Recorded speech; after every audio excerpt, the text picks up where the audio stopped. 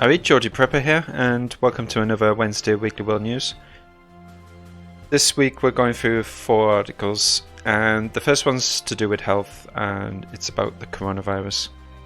Great Britain is stepping up the monitoring of people coming in through flights. They're going to go to a particular quarantine terminal. This is regards to the coronavirus outbreak in China, and there's been quite a few deaths from it. Many health organisations are worried about this escalating. There's been 400 confirmed cases, across Chinese hospitals. There's been an estimated 4,000 cases of the virus since the outbreak began. Personally, I would say get some colloidal silver in. Check your colloidal silver stocks, just in case. The United States Supreme Court is allowing Flint, Michigan residents to sue over the water contamination, which they've had to deal with for many years now.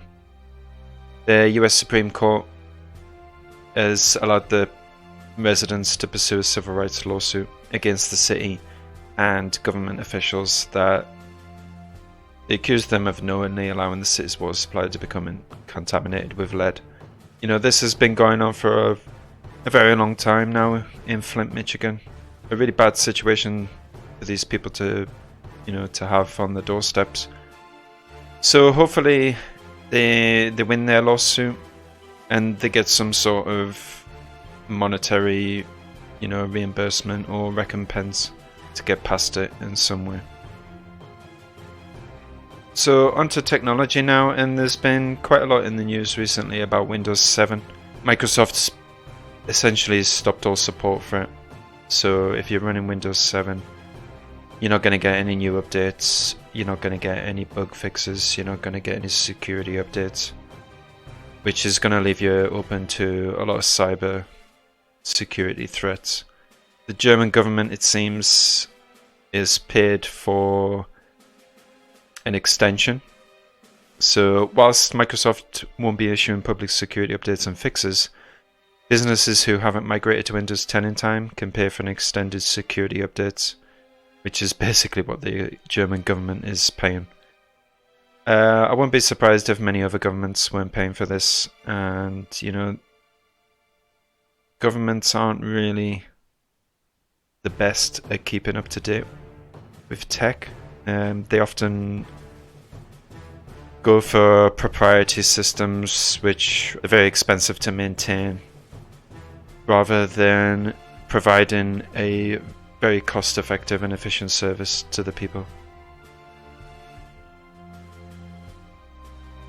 The next article I came across is to do with a Sonos system which will stop receiving updates. The reason I'm talking about this system is because it really has implications for many other types of systems, not just in the home that you might use already, but for any type of system which you might have installed for any off-grid or preparedness point of view. Most systems are proprietary. They depend on a very specific company, a very specific set of software and hardware to work together, and then obviously the support system which can help maintain that system is usually very proprietary, so it's usually like 1 or 2 companies which might be able to maintain, support the system and enable its function for the future. And this is something to consider if you're thinking of getting any sort of system regards to preparedness. If you are putting together any sort of system, whether it be just for home entertainment use or for any sort of purpose really, including preparedness, ensure that the company that is you're buying it from, just ask the question, like, if you were to be removed from the equation, can I maintain this system or could somebody else?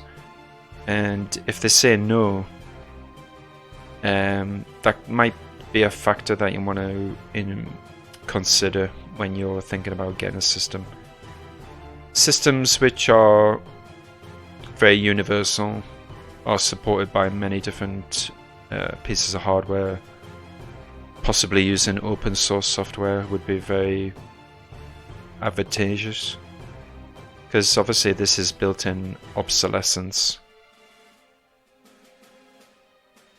So that was all the articles that I've covered today. If you look in the description below, there's a link to the coronavirus information from the CDC website. So be safe, be prepared, and I'll see you next time. Geordie Prepper here. I hope you liked the video. If you did, give it a thumbs up. Don't forget to comment and subscribe and share the video too if you did. If you didn't, give it a thumbs down, and some constructive feedback is always welcomed. The Preppers Discord server is always available to talk to myself and other preppers about prepping and other relevant topics. My other social media is on screen now. You can follow me there, and I usually just use it to post when new videos are available. Don't forget to be safe and be prepared, and also check your preps.